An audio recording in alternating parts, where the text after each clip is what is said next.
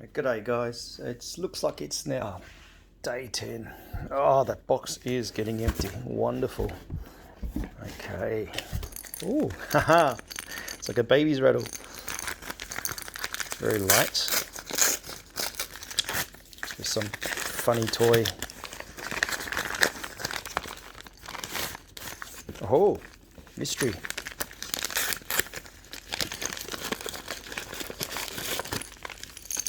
Oh, what's this?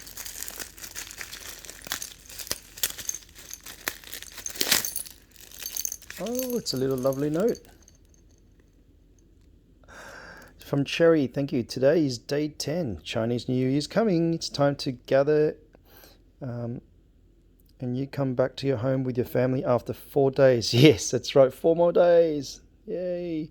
That's great. Although we cannot celebrate Chinese New Year together, I hope this decoration can bring you a feeling of CNY in Australia and you can hang it on the wall.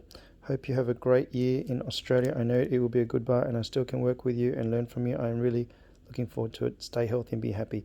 Regards, Cherry. Thank you very much for such a kind message. Yes, that's very nice.